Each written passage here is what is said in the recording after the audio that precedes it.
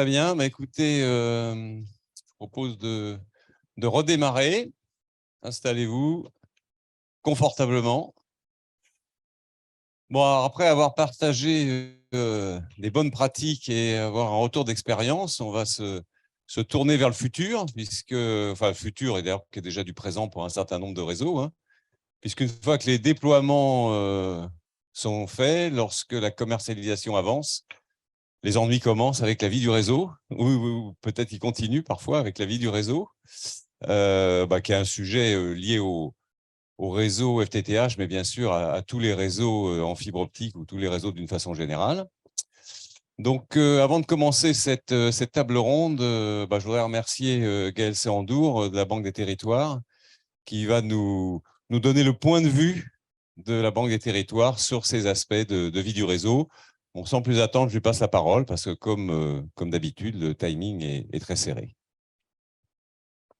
Merci Philippe. Bonjour à toutes et à tous. Et alors, j'ai envie immédiatement de rebondir ou réagir sur ce que tu viens d'évoquer. C'est que tu nous as conviés à faire un petit propos d'introduction à la table ronde.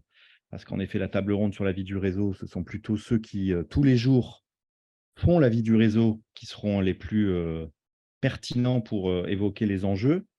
Et donc, moi, je vais juste donner le regard d'un financier, parce que tout à l'heure, on va parler sans doute de processus, de quotidien, de techniques, de problématiques sur le terrain. Et le rebond que je voulais faire sur ton introduction, Philippe, c'est qu'en effet, pour moi, ce n'est pas le futur. Pour nous, c'est immédiatement, et c'est là la vie du réseau. Et je voulais partager en fait et illustrer avec 3 exemples que l'on a vécu ces derniers mois avec 3 industriels, 3 opérateurs d'infrastructures dont on est partenaire et avec qui on est coactionnaire dans un certain nombre de réseaux, pour illustrer un certain nombre de thématiques sur lesquelles la table ronde va revenir. Et pour cela, je m'appuie évidemment sur la production et la fiche du Credo, extrêmement bien faite, sur qu'est-ce qu'on entend par vie du réseau. Et parmi les thématiques de vie du réseau, il y en a plusieurs. La première, ce n'est pas un ordre d'importance ou de priorité, mais il y a le sujet des extensions ou des augmentations de capacité dans la fiche du Credo.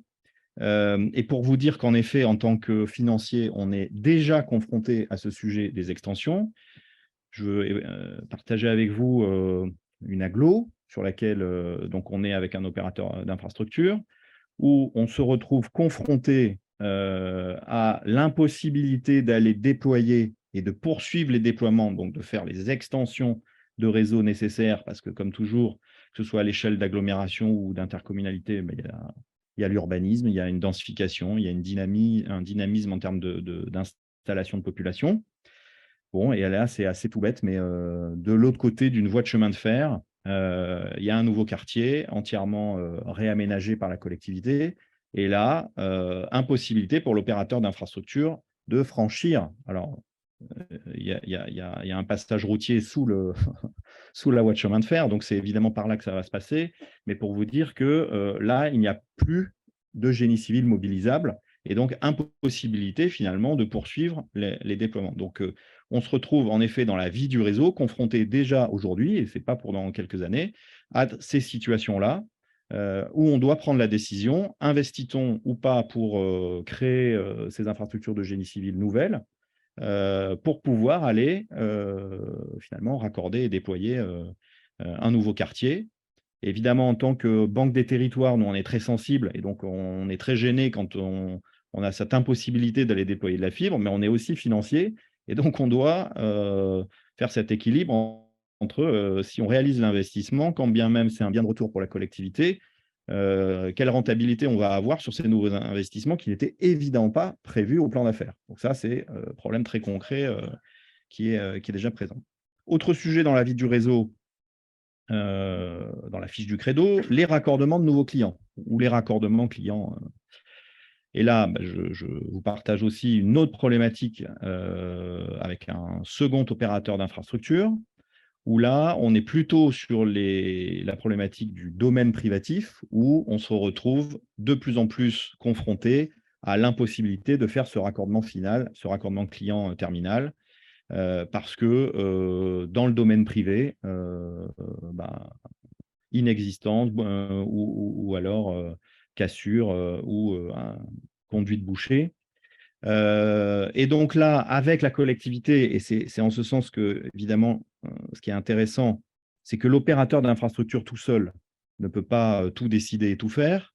Le financier, nous, on peut appuyer, accompagner, certes, mais il y a aussi une troisième partie prenante qui est la collectivité territoriale, puisque là, en l'occurrence, la solution qui a été travaillée à trois, ça a été de se dire, finalement, on va créer une offre pour le particulier, donc pour le grand public, exactement comme on l'a dans l'eau et l'électricité, hein, où le particulier, il va se connecter, il va prendre sa carte bleue et il va contribuer à payer un bout de ce raccordement final. Bon. Et ça, c'était évidemment pas dans le projet initial de la collectivité, c'était pas dans le plan d'affaires initial de cet opérateur d'infrastructure, ni même nous dans notre appréciation de ce projet d'un point de vue économique. Et donc, les questions que ça pose, évidemment, alors d'un point de vue politique pour l'élu et les élus, c'est est-ce que finalement on verse dans ce côté-là qui va faire peser une charge financière, évidemment, sur un certain nombre de foyers.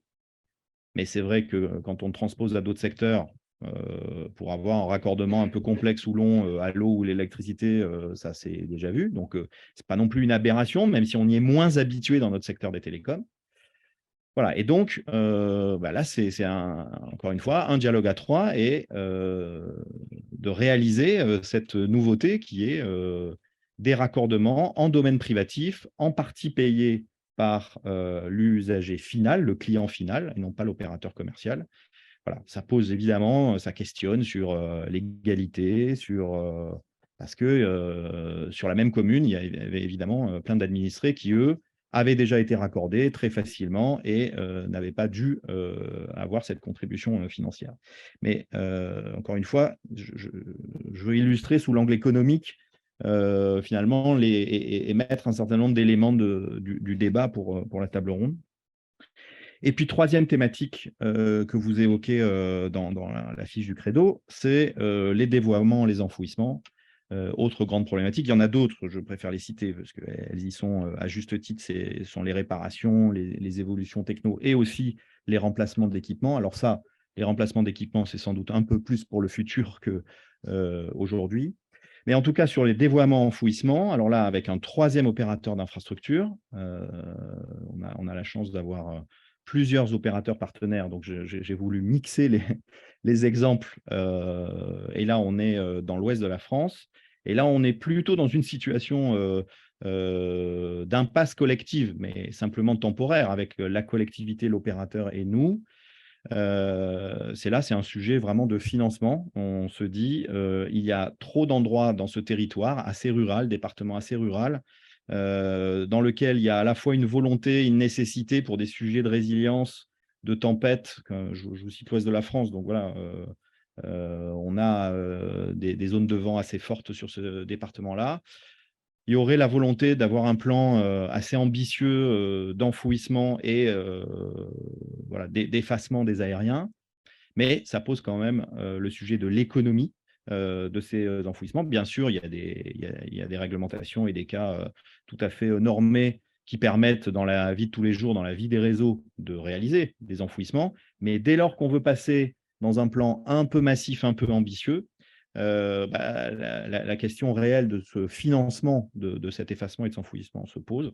Voilà, donc on est encore là dans un dialogue tous ensemble, collectivement, parce qu'on a tous envie d'essayer d'aller vers cette résilience et l'amélioration de la qualité des infrastructures et de ces réseaux très haut débit en fibre optique. Mais aujourd'hui, on n'a pas encore trouvé la solution financière. Donc peut-être que, je crois que Mireille, tu participes à la table ronde tout à l'heure, peut-être que tu auras des éléments de contribution sur ce sujet. Et je crois pour bien partager le fait qu'on échange avec, y compris des opérateurs commerciaux comme Free ou même les équipes d'Orange France, sur ce sujet du pourcentage d'aériens, de sensibilité aux aléas climatiques. Eux-mêmes ont leur propre plan d'investissement à moyen terme, pluriannuel. Ils font leur propre chiffrage. Est-ce que je vais consacrer 100 millions ou 800 millions dans les années qui viennent? Bon, et l'exercice n'est pas facile, même dans ces très belles maisons d'opérateurs commerciaux où il y a des standards, des règles. Ben voilà, monitorer, simuler, modéliser un peu cet exercice de combien coûteraient des enfouissements un peu plus massifs.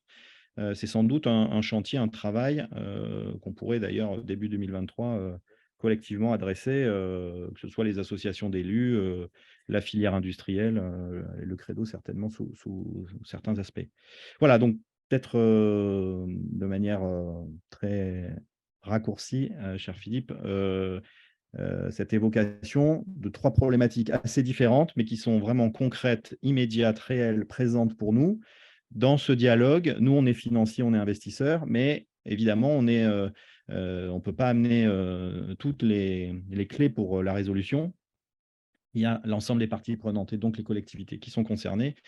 Et puis évidemment, les industriels eux-mêmes qui, après, seront à l'exécution et à la réalisation de ces réponses à ces quelques problématiques que je viens d'évoquer. Bah, écoute, merci beaucoup Gaël pour cette introduction. Nous, au Credo, c'est vrai qu'on a quand même tendance, parce que c'est notre ADN, à se concentrer sur les aspects techniques.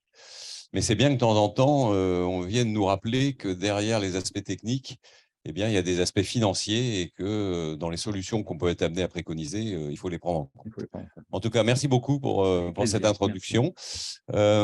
Puisque tu as eu la gentillesse de faire référence aux fiches du Credo, donc je vais en dire un mot.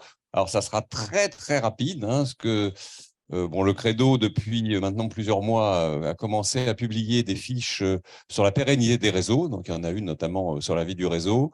Je ne vais pas les passer en revue, hein, parce que ce serait un peu fastidieux, mais je vous invite à aller les télécharger gratuitement sur notre site.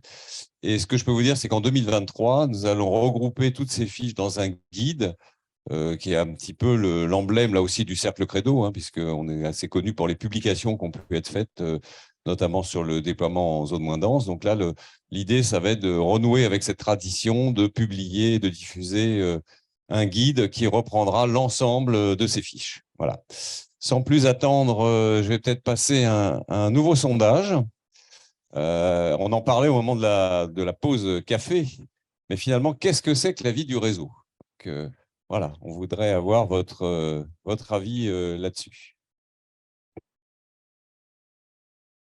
Et les avis étaient partagés, hein, donc…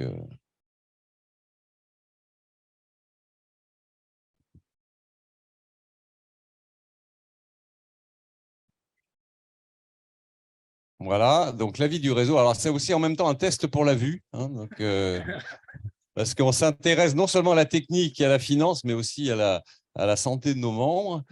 Donc, pour vous, qu'est-ce que l'avis du réseau? Vous pouvez faire plusieurs choix. Dévoiement et enfouissement, extension et densification, maintenance préventive et maintenance corrective. Plusieurs réponses possibles. Oui, oui, plusieurs réponses aussi.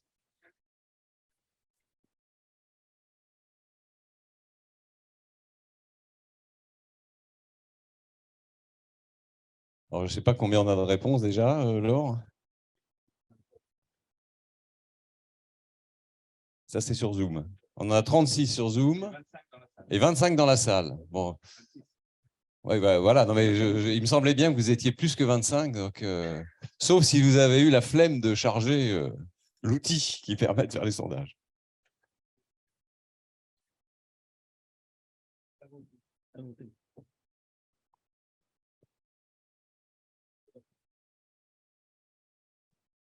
Bon, on va peut-être clore.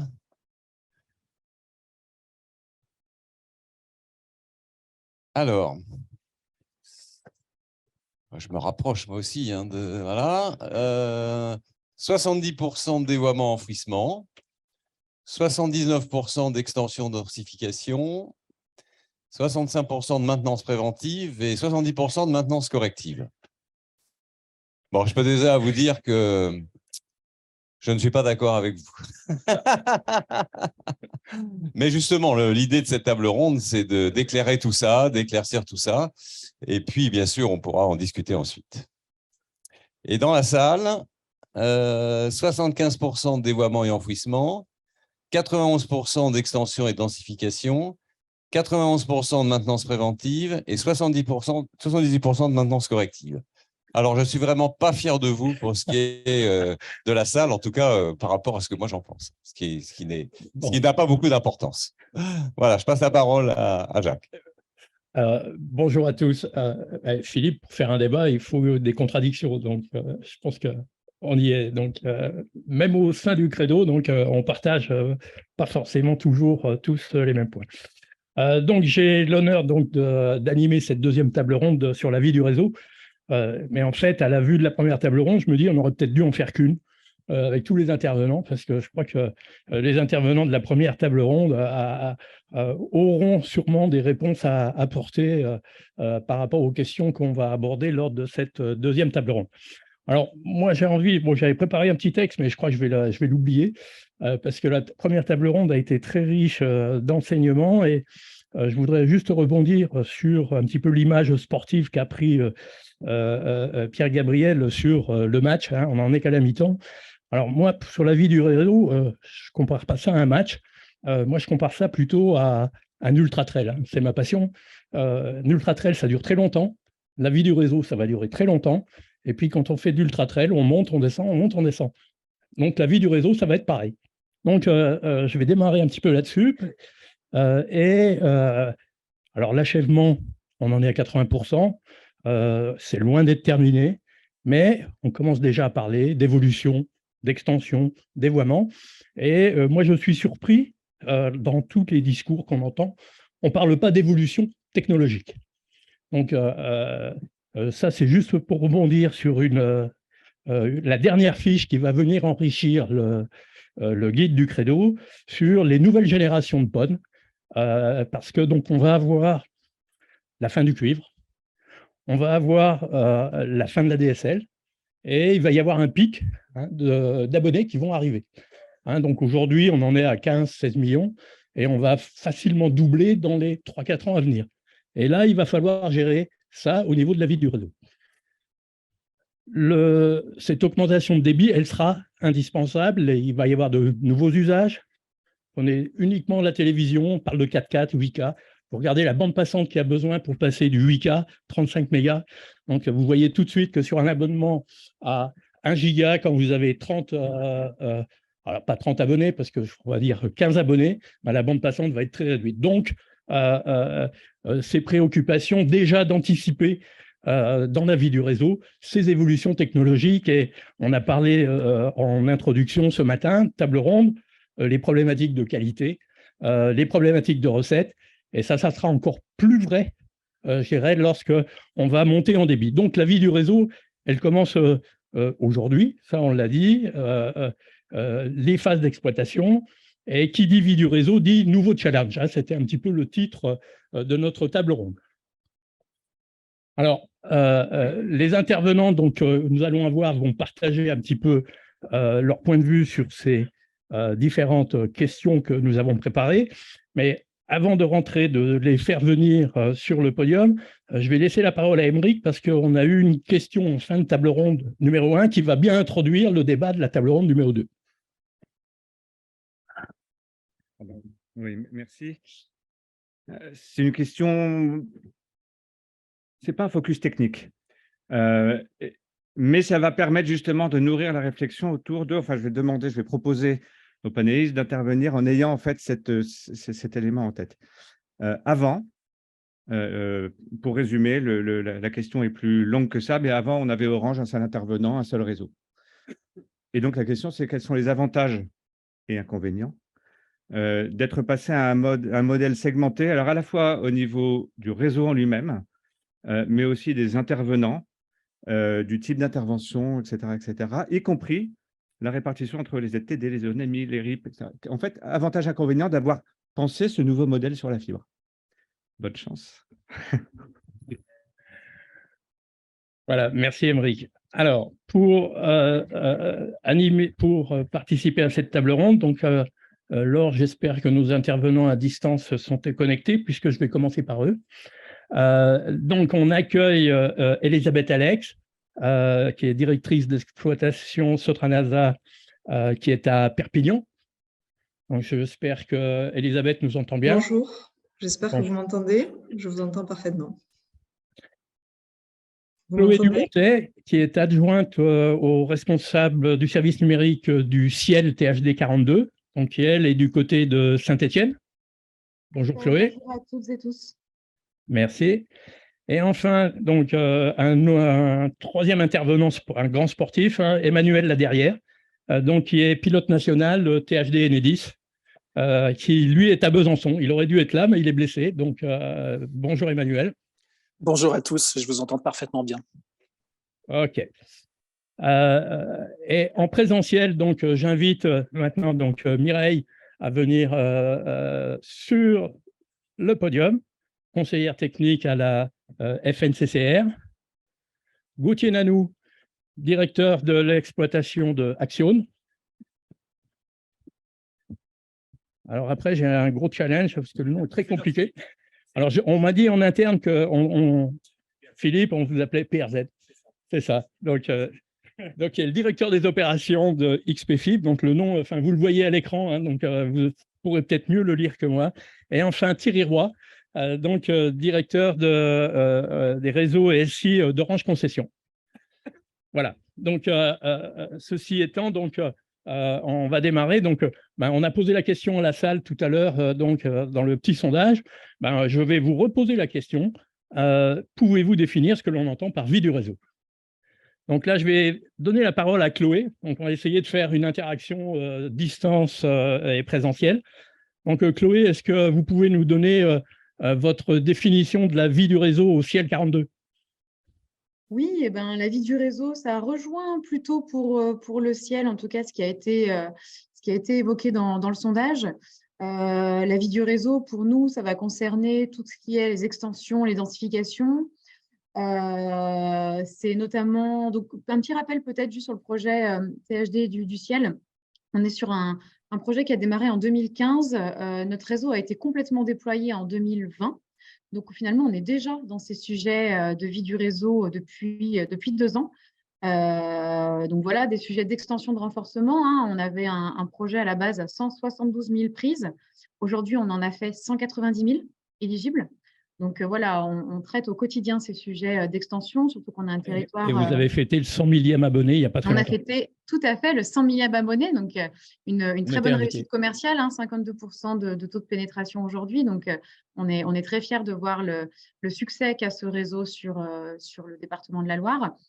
Comme on est un département en plus très dynamique au niveau urbanisme, voilà, on a ces sujets d'extension, avec notamment le sujet des nouvelles constructions qui est très, très présent chez nous. On va également, dans la vie du réseau, intégrer tout ce qui concerne les dissimulations et les dévoiements. Là aussi, avec un sujet très fort, puisque nos élus ont choisi de systématiquement coordonner les enfouissements des réseaux de télécommunications avec les enfouissements du réseau électrique. Enfouissements du réseau électrique qui, eux, sont très importants, hein, notamment grâce au financement du FACÉ. Donc, on essaie de suivre le rythme pour ne pas laisser une partie des réseaux en aérien, mais bien dissimuler la totalité du réseau. Et puis, enfin, on a bien sûr tous les sujets de maintenance préventive et curative qui sont importants, hein, parce qu'on parlait de pérennité et des sujets environnementaux. Un réseau bien maintenu, c'est un réseau qui va être durable. Donc, c'est aussi quelque chose auquel on attache beaucoup d'importance. Merci Chloé. Donc, on passe maintenant, donc, je vais donner la parole à Gauthier, qui nous donne la vision côté Axione. Bonjour à tous. La vie du réseau, alors moi je suis plutôt de l'avis de Philippe.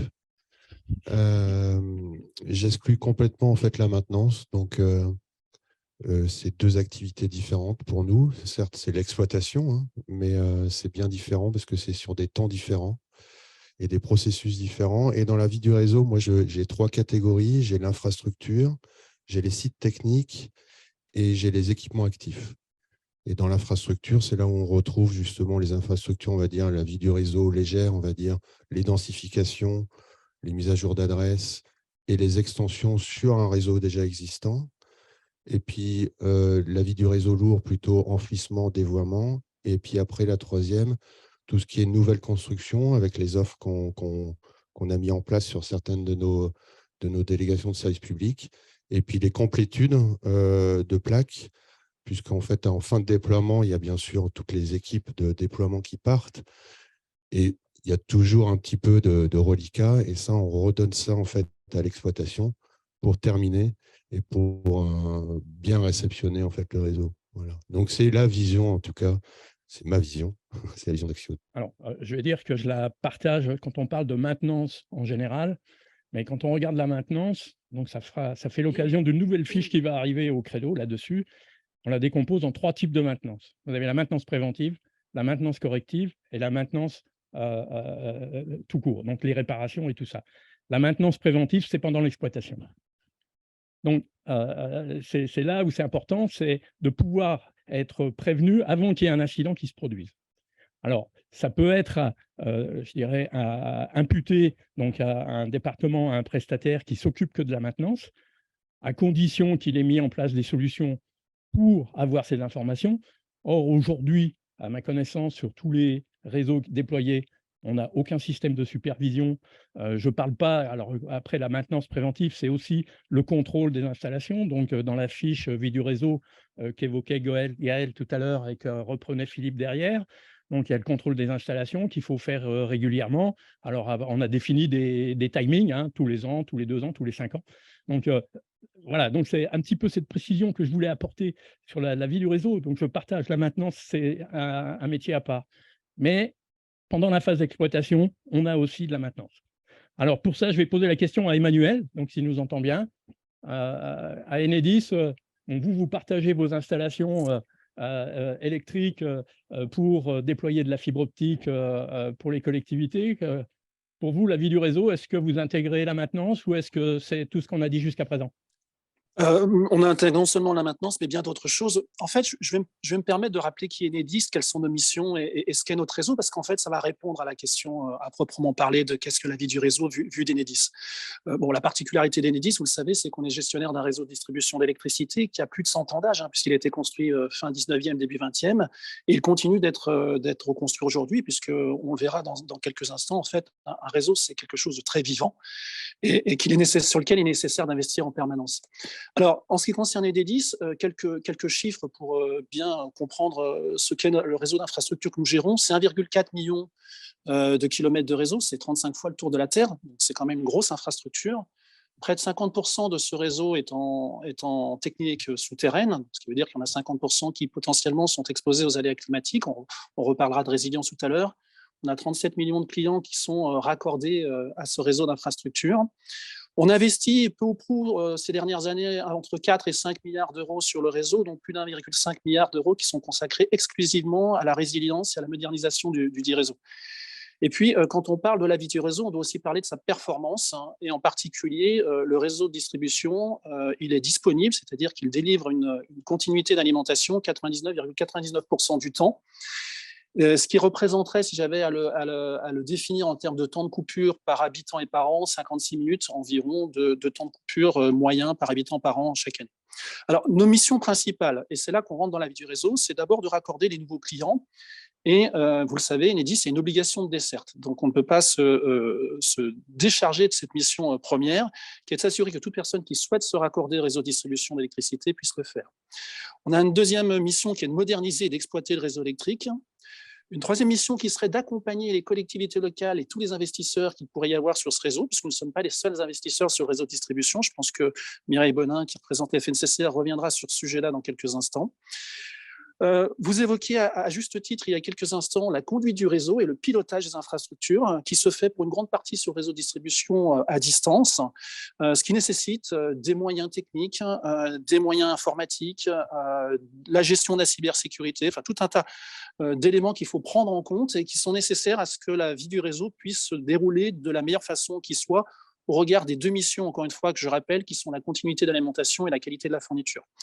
Et puis, nous avons deux autres missions qui sont primordiales, c'est d'assurer le dépannage 7 jours sur 7, 24 heures sur 24, et également d'assurer le comptage de l'énergie, parce que chez nous, quand on parle d'infrastructure de réseau, on parle aussi de la partie comptage qui fait partie intégrante de l'infrastructure du réseau. Alors, toutes ces missions, elles doivent être menées en intégrant à la fois les évolutions technologiques, les évolutions de cybersécurité, les évolutions environnementales ou réglementaires. Et puis, elle doit aussi intégrer les nouveaux usages, parce que, comme je l'évoquais, sur une infrastructure industrielle de cette dimension-là, et qui dure dans le temps, eh bien, on a des nouveaux usages qui arrivent. Et en particulier, on se doit d'accompagner les usages aujourd'hui qui permettent la transition écologique. Alors, je vais en nommer quelques-uns pour vous donner quelques points de repère, mais par exemple, le raccordement des bornes de véhicules électriques, qui va devenir un boom dans les années à venir. Par exemple, l'intégration de la production décentralisée. Le réseau, il a été construit initialement pour une production en amont et une consommation en aval, mais pas pour capter de la production tout au long du réseau. Également, de nouveaux usages comme l'autoconsommation collective, qui change complètement la manière d'utiliser le réseau électrique et qui nécessite qu'on le maîtrise au mieux pour pas que nous nous retrouvions avec des incidents techniques. Et puis, vous avez des usages aussi qu'on voit émerger, en particulièrement dans cette période un petit peu perturbée hivernale, tout ce qui concerne la sobriété, l'optimisation de l'éclairage public, le pilotage de ces éclairages publics, le pilotage des bâtiments publics, etc. Et qui va venir modifier la manière dont on utilise le réseau et pour nous, donc, avoir des investissements et nous adapter à ces éléments-là. Donc, dès lors, on comprend par rapport à ces quelques éléments que je vous présente que le réseau électrique, c'est un objet qui est vivant, qui ne cesse d'évoluer, qui se transforme dans le temps. Et donc, ça nécessite pour un exploitant comme nous, à la fois de le chérir, le soigner et d'accompagner son évolution. C'est peut-être là, d'ailleurs, la définition qu'on pourrait donner de la vie du réseau. Alors, si j'avais à synthétiser mon propos pour ne pas être trop long, je dirais qu'appréhender le réseau, c'est trois grandes missions. D'abord, exploiter l'existant, c'est-à-dire assurer le pilotage, le dépannage, ce qu'on appelle aussi pour le dépannage la maintenance curative, vous l'évoquiez il y a quelques minutes. Ça relève aussi de l'entretien de ce réseau, c'est-à-dire assurer sa maintenance préventive, le prémunir des usages prématurés, le prémunir des aléas climatiques, garantir la qualité du produit dans la durée. Et puis une troisième donnée qui serait le développement même du réseau, le fait de le faire croître, d'absorber les demandes nouvelles, et en particulier, on pourra parler des raccordements des nouveaux clients qui, en ce moment d'ailleurs, les demandes sont très denses et très nombreuses, et même 100 ans après, on ne cesse d'avoir une volumétrie de demandes de raccordement très importante. Intégrer les nouveaux usages, j'en parlais il y a quelques minutes, mais également intégrer et poursuivre tout ce qui relève de la recherche et du développement, la création de nouvelles solutions. Et ça peut passer en particulier sur le développement de nouvelles technologies ou l'intégration d'IoT aux éléments d'infrastructure du réseau de distribution. Ok, je pense qu'on aura l'occasion d'y revenir. Merci beaucoup pour cette présentation, Emmanuel. Donc, on va demander à la FNCCR, donc à Mireille, de nous donner un petit peu la vision de la FNCCR, donc, qui est en contact avec beaucoup de collectivités. Bonjour à tous, Mireille Bonin, donc conseillère numérique à la FNCCR. Je vais d'abord dire quelques mots sur la FNCCR. C'est une association de collectivités territoriales qui ont en charge les services publics en réseau. Donc l'énergie, l'eau, les déchets et le numérique plus récemment. Donc j'insiste là-dessus parce que c'est quand même le retour d'expérience des collectivités pour des réseaux plus antérieurs que le numérique ou que les réseaux fibres dont on parle aujourd'hui. Et ce retour d'expérience est utile pour guider, imaginer les nouvelles dispositions pour la vie du réseau, de ces réseaux RIP pour l'essentiel à venir. Alors, pour répondre à la question de qu'est-ce que la vie du réseau, à la FNCCR, on a aussi un prisme plutôt contractuel et financier. Et pour nous, c'est toute la phase après une première étape qui a consisté à établir un premier réseau, un premier établissement, pour reprendre les termes contractuels bien connus. Donc, la seconde étape, la vie du réseau, cela signifie aussi un changement de cadre contractuel et financier. Les collectivités aménageuses numériques ont pu concevoir, réaliser un réseau, un premier établissement et rien ne les interdit de changer de cadre contractuel au besoin et il ne faut pas l'oublier aussi, parce que ça, c'est l'expérience des réseaux d'énergie et de l'eau, de passer à un cadre en gestion en direct, en régie. Ça, c'est des choses qui arrivent assez souvent. Donc, nouveaux cadres contractuels, nouveaux partenaires, nouvelles conditions financières dont on parlera tout à l'heure. Et pour nous, c'est une définition de la vie du réseau un peu par contraposé, c'est-à-dire que ce n'est plus le premier établissement, mais c'est tout ce qui suit après. Donc, évidemment, le maintien en condition opérationnelle, les gros investissements de gestion, entretien, renouvellement, les obligations d'enfouissement ou de dévoiement, mais aussi cette partie d'exploitation technique. Alors, je ne rentre pas dans le détail comme Axione, mais tout ce qui relève de l'exploitation au quotidien, nécessairement en fait partie. Voilà. Merci Mireille. Donc, on va demander à Elisabeth, Solution 30, quelle est la vision d'un prestataire, d'opérateur.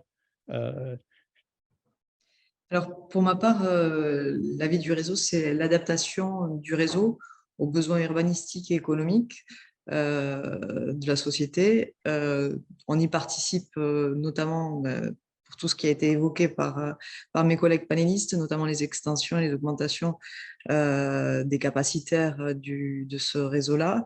On parlait aussi des maintenances tout à l'heure, de savoir est-ce qu'on inclut la maintenance préventive, la maintenance curative ou pas du réseau. Pour moi, ça fait aussi partie de la qualité du réseau dans sa définition. Donc, j'en inclus en tout cas une partie, et notamment le préventif. On parlait tout à l'heure aussi des aléas climatiques et de la nécessité de les prévoir.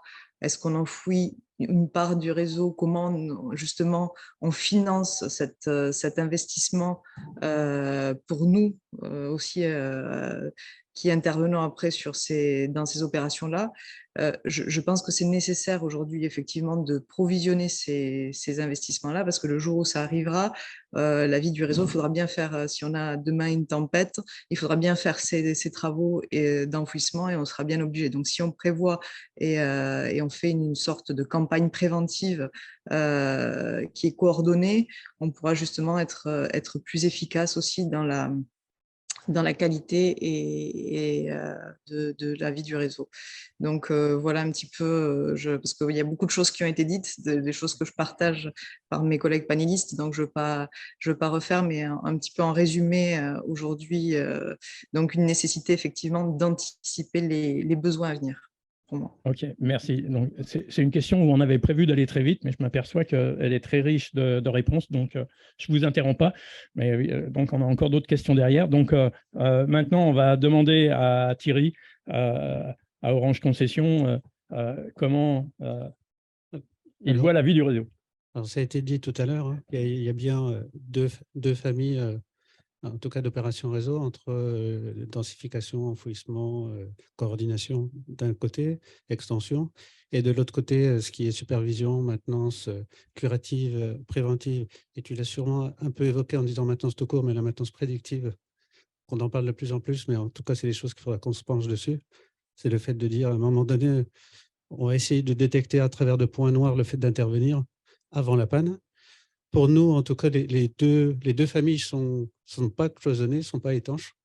Donc, on prend en compte l'ensemble pour dire, voilà, on n'a pas une position arrêtée. L'essentiel, c'est d'avoir une vision globale et d'intervenir sur le global. C'est deux entités distinctes qui gèrent la main. Pour nous, non. Pour vous, non. Non. D'accord. Voilà. Et on sait que, par exemple, une décision d'enfouissement pourrait avoir un impact sur la maintenance, etc. Absolument. Donc, c'est les mêmes entités qui gèrent. D'accord. On le verra après dans la question qui suit. Et pour terminer, on va demander à Philippe, XP Fibre. Oui, alors je crois que je vais dire, et c'est à peu près ce que j'ai rempli tout à l'heure, que de notre point de vue, ça adresse à peu près la totalité des points, avec une nuance quand même qui est partagée, c'est celle de la maintenance curative. Et pour illustrer le point, je vais revenir à ce qui s'est dit dans la table ronde précédente, où pour moi, il y a un élément très important de la vie du réseau, c'est qu'on rentre dans des problématiques qui sont des problématiques de projet, d'engagement, qui vont être en très grand volume à l'avenir, et qui s'oppose à ce qui a été cité tout à l'heure, le premier établissement. Donc, on va englober dans la vie du réseau une partie de la maintenance curative parce que c'est également l'occasion, je reprendrai le terme footballistique, de poser le pied sur le ballon et de voir ce qu'on doit faire d'un projet. Pour moi, c'est ça qui rassemble en fait ce qu'on va englober dans la vie du réseau et dans le mode de traitement et d'engagement. Alors, OK, merci Philippe. Donc, on va passer donc à la deuxième question. Donc, on a parlé qualité. Ce qui a été évoqué, c'est que, alors moi, je vais faire un petit peu le retour en arrière. Hein, quand on a lancé le plan France Très Haut Débit, bon, on ne considérait pas donc, ces déploiements en fibre comme des déploiements essentiels. Donc, la table ronde précédente, on a dit c'est devenu un réseau essentiel. Donc, et quand on dit ça, on a tout dit. C'est-à-dire que quand on dit que c'est un réseau essentiel, c'est-à-dire qu'on doit penser à toutes ces problématiques de qualité, on doit penser à toutes ces problématiques de vie du réseau qui ont peut-être été dans la première phase de déploiement des RIP, peut-être sous-estimées. Alors, dans la vie du réseau, donc je dis, elle doit être pensée et intégrée dès le début du projet. Alors, on a parlé d'extension, on a parlé de dévoiement, on a parlé d'enfouissement. Donc là, il faut profiter, je dirais, de toutes ces nouvelles opérations pour appliquer, je dirais, les bonnes manières et tout ça dans les règles de l'art. Donc, on va faire un petit rappel à nos fiches. Hein. On décrit un petit peu ce que c'est que les règles de l'art. Et derrière, donc, comment êtes-vous organisé? Alors, donc, je vais poser la question à Thierry. Au niveau de Orange Concession, si vous pouvez nous dire un petit peu comment vous êtes organisé pour la vie du réseau. Est-ce que c'est une entité autonome ou pas? Est-ce que vous avez un référentiel distinct ou pas? Alors, on a une position un petit peu particulière. On a été dit tout à l'heure, hein, on est en cours de déploiement et en même temps, on a 10 millions de prises, en tout cas, à gérer. On est entre les deux, c'est une phase hybride. Notre position particulière, c'est qu'on a un partenaire industriel exclusif qui est Orange. Donc, on se base complètement sur l'organisation d'Orange. C'est pour ça, tout à l'heure, je disais que ce soit la maintenance, que ce soit l'exploitation, c'est les unités réseau d'Orange qui gèrent l'activité pour nous. Hein. Donc, on a un partenariat exclusif aussi sur, on parlait d'évolutivité sur les tests et le choix des matériaux, parce qu'on sait très bien que suivant le choix de la fibre, il sera plus ou moins évolutif. On parlait tout à l'heure de GPON ou XGS-PON. Il y a des fibres qui sont référencées, qui seront évolutives dans le temps. C'est plutôt à travers ça aussi qu'on utilise. D'accord, c'est déjà des choses que vous anticipez. Voilà, tout à fait. Et il y a déjà des normes référencées sur une fibre. Je ne vais pas donner la référence, mais en tout cas, qui est agnostique, qui permettra de monter sur le XGS-PON sans rien faire sur le réseau actuel. Ouais. Donc, on profite en tout cas de cette expérience. On a une organisation locale avec chacun des RIP et chacune des unités réseau, hein, puisqu'elles sont basées à une maille nationale. Il y a un suivi. Le DG du RIP est en charge en tout cas de la qualité des relations avec l'unité réseau et c'est vraiment un travail sur l'ensemble de l'activité qui se fait au niveau du RIP et en local. On a aussi des relations sur l'organisation entre les RIP locales et le central, à Orange Concession, hein, pour à la fois, on disait tout à l'heure, bénéficier des bonnes pratiques, faire remonter les problématiques communes et traiter ça ensemble, et à la fois les relations qu'on a avec les directions nationales d'Orange pour traiter ces problématiques-là et bénéficier de l'expérience d'Orange aussi pour déployer les mêmes solutions qu'on pourrait avoir sur le terrain. Alors, on parle de plus en plus, hein, par exemple, sur la partie maintenance curative, mais surtout sur les malfaçons. Tout le monde en parle. On est en train de travailler sur les séries photos que tout le monde reçoit. Orange développe des solutions d'intelligence artificielle. On va en bénéficier, on va travailler ensemble. Il y a encore un problème de qualité photo, mais voilà. En tout cas, nous, une organisation basée sur ce que fait Orange, qu'on répercute côté RIP, avec les particularités qu'on peut avoir, hein, bien sûr, avec les demandes qu'on peut avoir les collectivités aussi. En parlant de dommages, on a commencé aussi sur certains RIP à faire des audits à froid des raccordements clients. En complément de ce qui a été dit sur l'infranum, c'est des audits à chaud qu'on est en train d'expérimenter. En tout cas, il faut bien aller le plus souvent sur le terrain et vérifier ce qui se passe. OK. Et vous avez un référentiel distinct? Non, c'est le même. D'accord. C'est pour ça qu'on bénéficie aussi des processus qu'on peut faire évoluer et des matériaux qui ont été validés dans les labos d'Orange pour s'assurer d'une certaine qualité. OK. Philippe? Alors, sans grande surprise, il y a des similitudes. C'est-à-dire que nous, depuis la création d'XPFIB, on est adossé au groupe Altis. Et effectivement, il y a une organisation, un peu de manière similaire, une organisation qui est mise en place par Altis et sur laquelle on s'appuie. En revanche, on a également 6 régions, cette fois-ci propres à XP Fibre, qui nous permettent de rentrer dans la dimension projet que j'évoquais tout à l'heure. Donc, ça reste quelque chose qui est intégré, géré, je dirais, avec un objectif d'industrialisation de manière très centralisée. Et comme la vie du réseau va reposer sur des projets, une présence locale. Et du fait, le même référentiel. Alors, un référentiel, après, j'ai une petite nuance là-dessus. C'est-à-dire que si on parle bien de référentiel, je pense que pour un réseau donné et pour un réseau, un type de service, on ne peut avoir qu'un référentiel. Et un des enjeux de la vie du réseau, c'est de faire qu'il s'améliore progressivement et en tout cas qu'il reste à jour. Ensuite, il y a des notions de workflow qui s'appuient sur ce référentiel. Et là, par contre, elles sont très différentes. Parce que, comme je le disais, le modèle d'engagement sur la vie du réseau est, par exemple, très différent de ce qui va se passer sur un déploiement de masse. OK.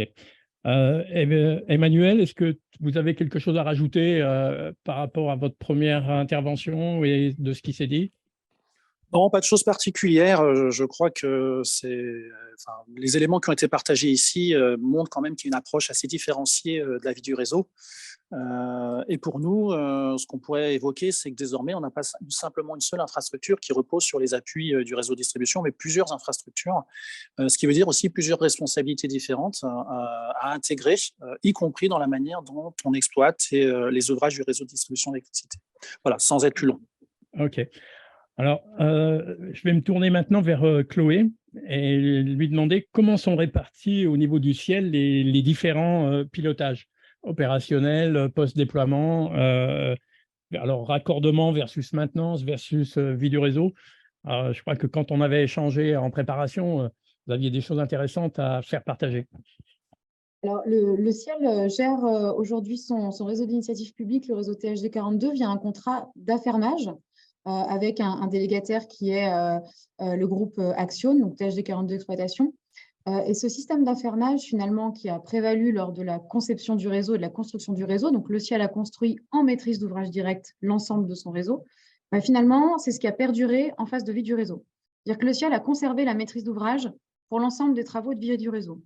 On en parlait dans la table ronde numéro 1, l'enjeu finalement de la qualité, c'est le contrôle de ce qui est fait. Et le syndicat et les élus du syndicat ont fait un choix politique très fort d'organiser la structure et donc de staffer la structure de manière à pouvoir assurer en direct l'ensemble des opérations. Donc aujourd'hui, on a un service dédié au très haut débit de 35 personnes. Donc, ce qui est un gros service et qui a permis en fait du coup d'assurer la maîtrise d'ouvrage direct des travaux, y compris pour la vie du réseau. Donc, on a des marchés publics avec des entreprises de travaux qui vont gérer du coup l'ensemble des extensions et des renforcements. Donc, on fait les études d'extension, on fait les travaux d'extension, notamment liés aux nouvelles constructions. On en parlera sûrement un peu plus tard. Pour ce qui est des dévoiements et des enfouissements, là encore, on gère en direct les travaux, ce qui nous permet d'en maîtriser la qualité, d'en maîtriser les coûts. On a une partie des études, par contre, optiques, qui sont faites par notre délégataire, parce qu'on est quand même sur un réseau en exploitation. Donc, notre délégataire a bien sûr un rôle à jouer d'exploitant, de nous assurer de faire les choses correctement, d'assurer une continuité de service pour tous les usagers finaux. Et on gère également, et ça c'est aussi une spécificité du ciel, on gère également en direct toute la partie des raccordements, en tout cas en parallèle du mode stock, c'est-à-dire que les usagers sur la Loire, sur le RIP THD 42 en tout cas, ont le choix entre demander un raccordement par leur opérateur commercial ou demander au syndicat de réaliser ce qu'on appelle un pré-raccordement. C'est-à-dire que des entreprises mandatées par nous vont chez les particuliers poser une prise à laquelle n'est pas rattaché dans un premier temps un abonnement. L'usager ensuite pourra contacter un opérateur pour souscrire à un forfait et il y aura uniquement comme prestation faite par l'opérateur la fourniture de la box et le brassage OPM.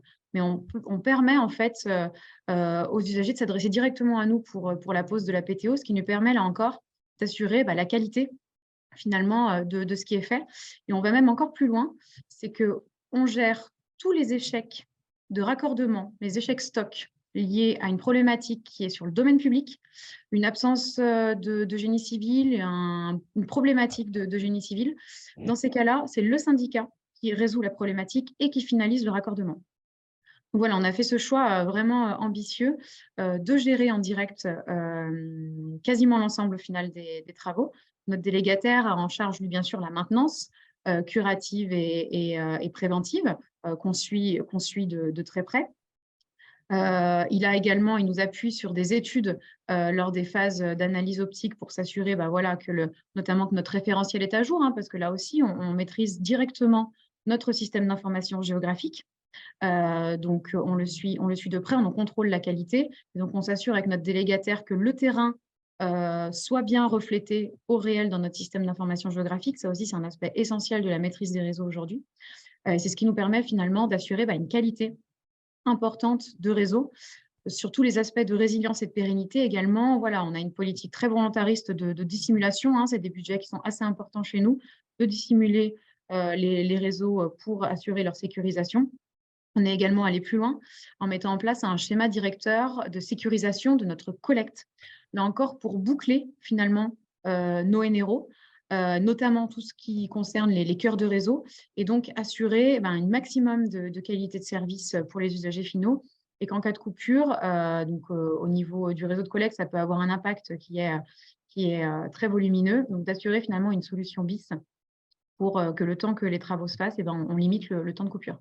Donc voilà, on a cette organisation finalement de la vie du réseau qu'on gère majoritairement en interne, et ce qui nous permet d'assurer une qualité maximum et surtout une maîtrise des coûts et des délais et de la qualité de ce qui est fait. Et ça, c'est vraiment important, c'est vraiment la philosophie du ciel depuis le début de la mise en place de ce projet.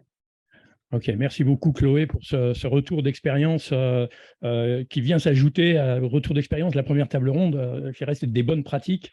Je pense que quand on a échangé, moi j'avais été très surpris, je dirais, de voir un petit peu tout ce qui avait été mis en place et fait au niveau du ciel, et de voir que ça marche. Donc, comme quoi il y a des solutions. Donc, ce matin, vous voyez que depuis ce matin, je dirais que tous les réseaux avec qui nous discutons, c'est que des retours positifs. Donc, il y a des choses qui marchent. Mireille, pardon, des choses à rajouter?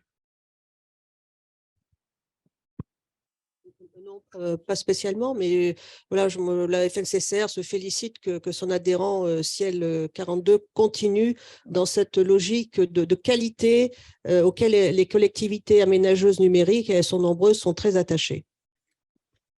Alors, je rajouterais, la semaine dernière, j'ai vu un autre syndicat de votre fédération, le SIEA, pareil, qui est membre du Credo en plus, qui a en place aussi une structure, comme on a pu voir au SIADEN, comme on vient de voir ici au niveau du ciel. Je le redis, c'est vraiment l'expérience aussi des autres réseaux, énergie, eau, de vouloir apporter la qualité du service public. Alors, une question complémentaire à tout le monde. Au niveau de ce point, on a parlé tout à l'heure de résilience. Est-ce que vous avez prévu, ou il est prévu, dans vos actions, des actions pour traiter ces sujets de résilience, sécurité? Qui veut répondre?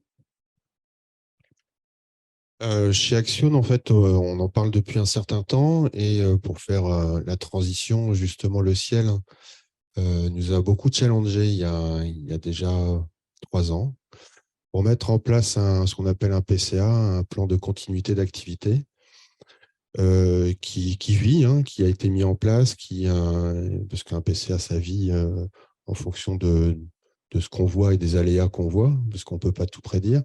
Mais oui, en termes de résilience, voilà, on a des scénarios comme perte d'une ZAPM complète. On peut le voir pardon, sur le Nord-Pas-de-Calais avec les mini-tornades qu'on a eues récemment. Ça existe, en fait, finalement, c'est une réalité. On avait projeté ça. Perte de 4 NRO aussi, c'est un de nos scénarios. Donc, on a des NRO en fait sur roulette. Voilà, surtout pour reprendre et très rapidement en fait remettre en état en fait l'infrastructure pour la mise à disposition en fait des OC derrière. Voilà, des lots de spares un petit peu répartis à droite à gauche, beaucoup de groupes électrogènes, parce qu'on le voit lors des tempêtes, sur les groupes électrogènes sont préemptés pas par Enedis en premier temps, mais il nous en faut, donc on s'est muni de ça. Voilà, donc là, je parle plutôt des phénomènes climatiques, du plan continuité d'activité. Après, on a des démarches aussi sur les enfouissements, parce que en fait, nos réseaux sont en aérien, donc il faut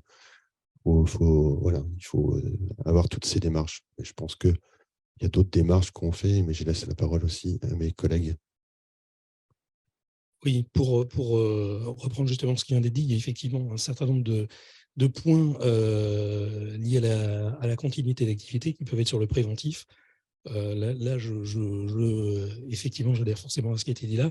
Il y a effectivement du réactif. Alors, on parle notamment dans les plans de remédiation, de la rapidité à laquelle on est capable de remettre en place les infrastructures du FTTH.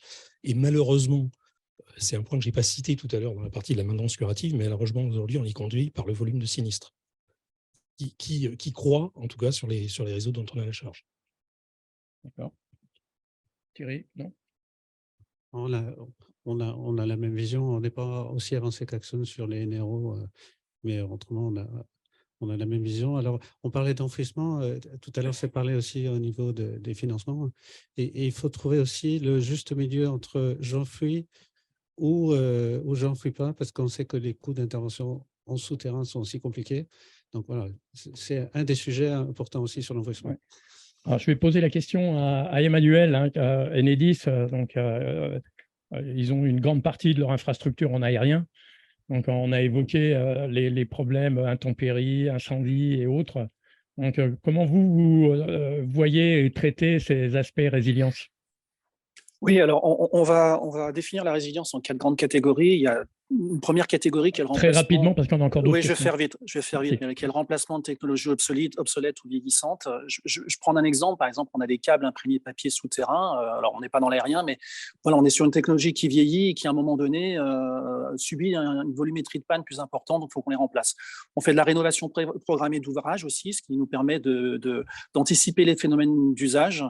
On essaie de préserver au mieux nos infrastructures par rapport aux aléas climatiques. On a parlé d'enfouissement, notamment en zone boisée, on est très exposé, de dévoiement de réseau pour se détourner de ces zones-là ou de remplacement de réseaux type PT fil nu. Voilà. Et puis, une organisation un peu particulière, et je terminerai là-dessus pour être rapide, une organisation très locale, puisqu'on a 25 unités régionales qui gèrent en local la partie maintenance, avec la capacité, en cas d'événement climatique important, de pouvoir mobiliser des forces de toutes ces unités régionales en une seule, en ce qu'on appelle la force d'intervention rapide, avec un objectif de pouvoir rétablir tous les clients, enfin plus de 90% des clients en moins de 24 heures.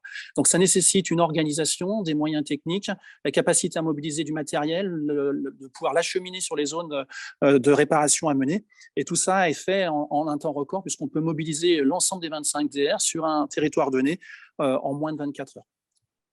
Merci beaucoup. Donc, on va passer le temps passant très vite, et on pourrait en discuter encore très longtemps. À la troisième question, donc, un petit peu la loi Macron sur les immeubles neufs. Donc, comment prenez-vous en compte les immeubles neufs avec tous les aspects, identification, raccordement, problème du droit du terrain?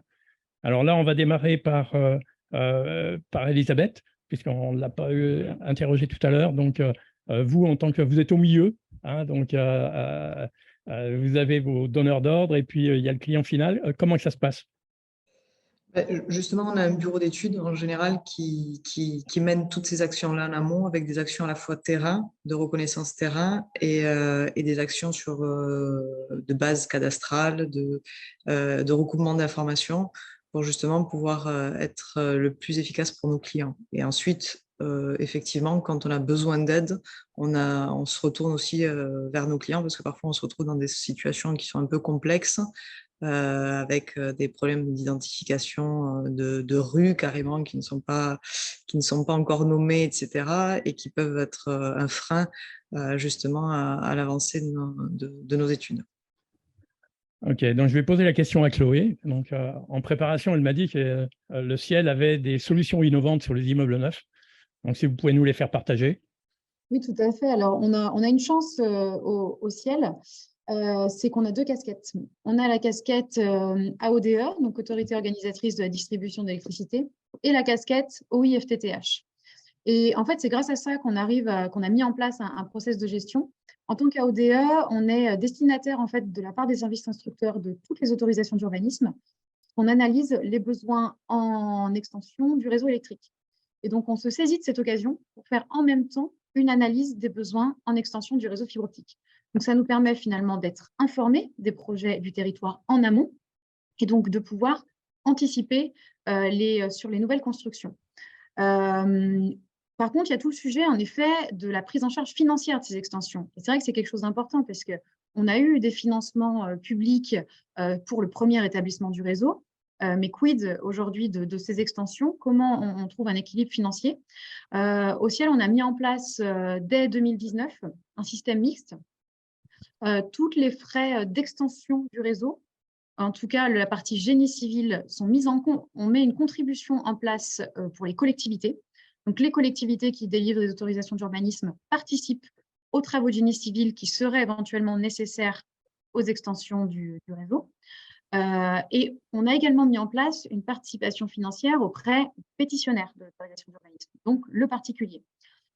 Pour la partie adduction, c'est-à-dire la partie située entre sa limite de domaine privé et l'accès au réseau public, donc le TPO finalement.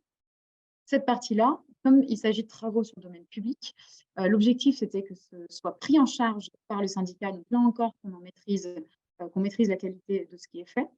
Et on a mis en place une péréquation en fait, au niveau du territoire, donc on a mis en place le paiement d'un forfait de raccordement qu'on demande aux particuliers pour réaliser leur adduction et donc leur amener la capacité de fibre optique. À leur charge ensuite de prévoir le cheminement en domaine privé et de nous faire une demande de raccordement ou le faire auprès d'un OC. Cette partie-là est totalement gratuite pour nous. Mais voilà, ça nous a permis finalement de trouver une forme d'équilibre financier. Alors, on parle d'équilibre, mais c'est quand même au final n'est pas l'équilibre parfait. Hein. Il y a toujours plus de coûts que de recettes pour le syndicat, largement même au final. Mais ça permet quand même de trouver un équilibre et de pouvoir assurer que les nouvelles constructions bénéficient d'un raccordement au réseau fibre optique et idéalement, quand tout se passe bien, au moment de l'entrée dans les lieux pour les particuliers. Hein, parce qu'aujourd'hui, on est dans un cas où les nouvelles constructions ne sont plus desservies par le cuivre. Donc, en fait, on a des gens qui peuvent se retrouver rapidement sans solution. Donc, c'est là où on a besoin d'anticiper pour que la fibre leur soit accessible le plus rapidement possible et qu'ils aient une solution d'accès à Internet. Merci beaucoup, Chloé. Donc, on va demander maintenant à Philippe comment XP Fibre prend en compte les problématiques des immeubles neufs. Alors, de manière très simple, il y a effectivement toutes les activités qui ont été évoquées, c'est-à-dire que de toute façon, il y a un devoir de suivi de la cadence à laquelle vont nous arriver ces volumes de logements neufs et pour lesquels on s'appuie notamment sur un partenaire externe pour arriver à faire des dimensionnements et de l'anticipation qui est décorrélé directement de la production. Il y a toutes les problématiques d'adressage qui ont été évoquées tout à l'heure qui font partie de cette anticipation, puisque dans une grande partie aujourd'hui des constructions, on est obligé de passer au niveau, je vais rentrer dans les détails ici, mais par des références transitoires qui, à la fin, sont éventuellement mal partagées. Donc, on essaye de sortir de cette partie-là. Il y a, je dirais ensuite, un devoir de publication, c'est-à-dire qu'en parallèle, on a ouvert des extranets pour inviter la plupart des demandeurs à venir directement décrire leur projet sur les sites.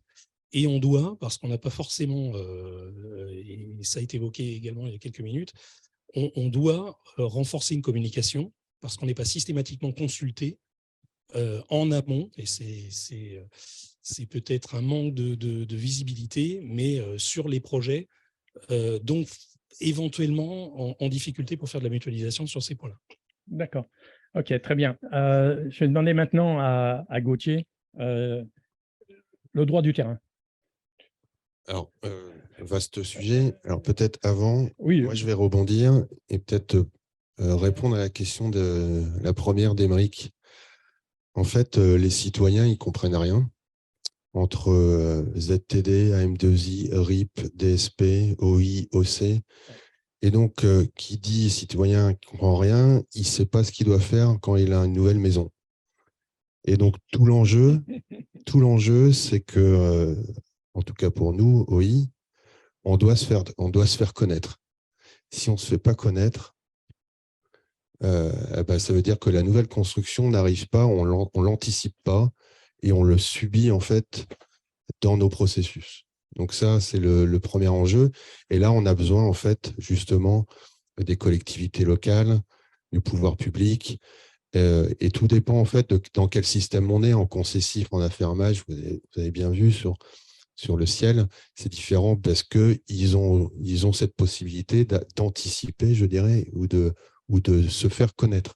Donc, je pense que l'enjeu là-dessus, sur les nouvelles constructions, c'est de se faire connaître et de faire comprendre aux citoyens le système français qui a été mis en place, qui n'est pas simple, parce que même moi, j'ai mis du temps à le comprendre. Donc, et pourtant, je baigne dedans. On rajoute des glossaires dans nos fiches techniques, mais bon, c'est vrai que c'est pas évident. Après, le droit du terrain, là aussi, on est dans un sujet où en fait, tout le monde en fait interprète. Il faut le rendre le plus simple possible et le citoyen aussi ne s'y retrouve absolument pas. Et dès qu'en fait, on demande aux citoyens de mettre un petit peu d'argent pour se faire éduquer, là, on est dans un frein total. Donc, il faut trouver le bon système. Je ne sais pas si on l'a trouvé aujourd'hui. On se bat et je pense que c'est collectivement qu'on doit le trouver, mais c'est pas. Je pense qu'on n'est pas encore. On n'a pas encore trouvé le bon modèle. Ouais. Okay. Je pense que Mireille voulait peut-être réagir. Oui, moi je voulais revenir un petit peu en arrière parce qu'on parle du droit de terrain, on parle de l'application du cadre légal, mais à la FNCCR, nous on suit cette problématique des immeubles neufs depuis plusieurs années et on a vu une certaine évolution. Alors c'est avec nos adhérents, à la fois les RIP, mais aussi les AODE. La loi d'août 2015, dite loi de Macron, n'a pas été immédiatement appliquée et on a eu des premières alertes sur le fait que des immeubles neufs n'étaient pas fibrés parce que les acteurs de l'aménagement, de la construction ne s'étaient pas du tout emparés du sujet du préfibrage, du fibrage tout court de ces nouveaux logements.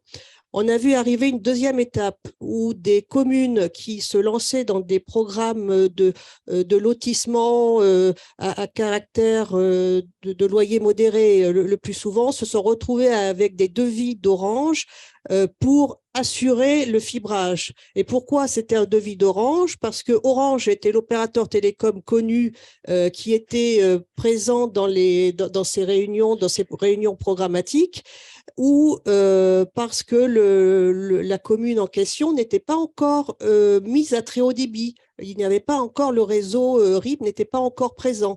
Donc, il y a eu ces sommes qui étaient quand même assez considérables pour des petites communes à absorber et ces communes se sont très souvent retournées vers nos adhérents, syndicats d'énergie ou RIP.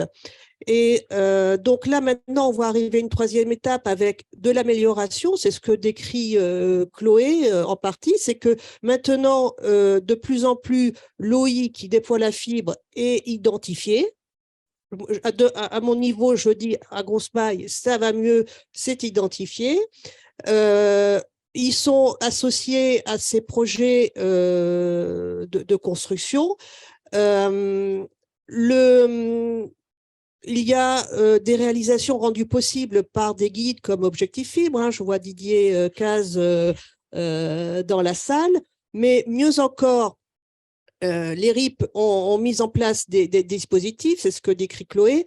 Le CIADEN qui était intervenait tout à l'heure à la première table ronde a été un petit peu plus loin en proposant un cahier des charges aux acteurs de l'aménagement, de la construction, pour qu'au-delà des prescriptions d'objectifs fibres, il y ait une prise en compte des spécifications du RIP pour qu'il y ait une certaine harmonisation entre les immeubles en hauteur ou les lotissements que le RIP aurait pu desservir et ces nouveaux lotissements. Alors, ça peut, en termes de spécifications, enfin, vous connaissez ça mieux que moi, mais ça peut quand même aller assez loin en termes de type d'équipement, ou etc. Donc là, on voit quand même une progression et mais ça n'exclut pas encore des questionnements sur le PAR, le droit du terrain, le PAR. Voilà, ça, c'est encore des points d'interrogation, mais nous, de notre point de vue, on note un certain progrès, et là encore, parce que les RIP, enfin, pour citer ces acteurs-là, ont trouvé le chaînon manquant. OK. Pour conclure sur ce point-là, donc Orange, Thierry. Oui, juste en complément. Donc, bon, c'est vrai qu'on a besoin d'informations le plus en amont possible, ce qui a été dit tout à l'heure sur les plans d'urbanisme qu'on essaie d'étudier. On utilise aussi les fichiers des permis de construire qui est disponible. Alors, ça a été dit tout à l'heure, l'habitude qui a été prise dans le temps, c'est de contacter Orange parce que c'était l'opérateur unique. Alors, ça a été mis en place pour l'ensemble des opérateurs de manière indépendante, un envoi mensuel d'Orange sur l'ensemble des nouveaux immeubles neufs qui ne seront pas raccordés au cuivre. Ça nous donne en tout cas, même si, comme ça a été dit, on n'est pas forcément connu, ça nous donne une visibilité sous 6 mois, parce que c'est 6 mois glissants, pour essayer d'anticiper au maximum, puisque sur ces zones-là, Orange dit « je ne le fais plus », mais je vous transmets l'information sur tous les aménageurs ou les lotisseurs qui m'ont contacté. Et on a une expérience dans un endroit donné sur le fait que quand il y a un nouveau logement neuf, si l'aménageur prend en compte en même temps le raccordement électrique et télécom, on gagne du temps et on est efficace pour arriver à raccorder les deux au moment de la livraison. Et sur le Cantal, ça a été testé et en tout cas, ça marche.